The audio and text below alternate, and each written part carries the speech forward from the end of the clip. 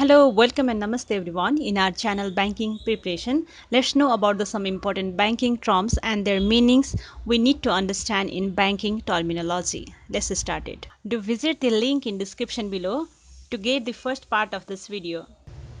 First one is CCD ratio. CCD ratio stands for the credit to core capital plus deposit ratio. It is the limit to which the banks are allowed to issue the loans and advances.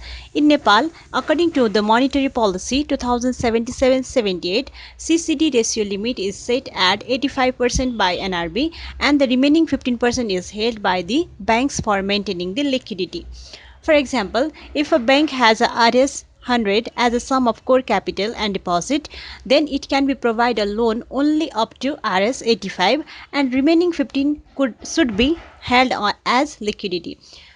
In past fiscal year, CCD ratio was 80%, now it is increased by 5%. Next one is cost of fund. Cost of fund refers to the rate of interest that the bank and financial institution have to bear while collecting the fund. In other words, it is the weighted average of all types of interest rate paid to the various deposit accounts. It might be short term and long term. Next one is credit crunch. A credit crunch is a condition where banks are in a tight position to offer loans. During the credit crunch, the demand for the loan is very high, but the supply of deposit is very low or negotiable. Next is CRR, cash reserve ratio.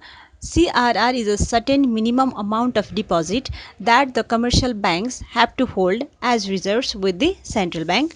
CRR is set according to the guidelines of the central bank of a country.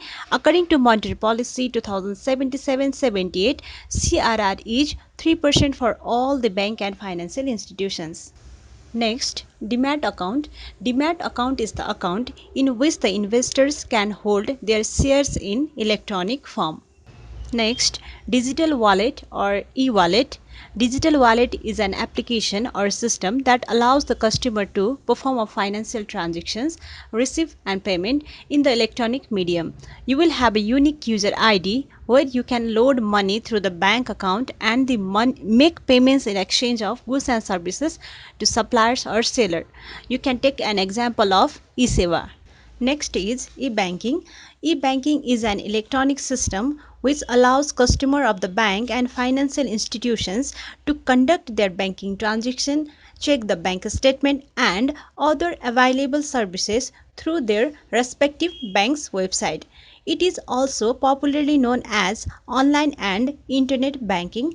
The use of e-banking in Nepal is also increasing as it is very easy to use and saves time. Next is fiscal policy. Fiscal policy is the means by which a government adjusts its spending levels and tax rates to monitor and influence a nation's economy. It is the sister strategy to monetary policy through which a central bank influences a nation's money supply. Next is initial public offering. IPO. An initial public offering refers to the process of offering share of private corporation to the public in a new stock issuance. In Nepal, the face value of IPO is generally Rs 100. Next one is interest rate corridor IRC. Interest rate corridor is the system or framework that is designed by the central bank to stabilize the short-term interest rates by implementing on short-term monetary instruments like interbank rate, repo rate, treasury bill and others by setting the upper limit and lower limit of the interest rate. Last one is liquidity.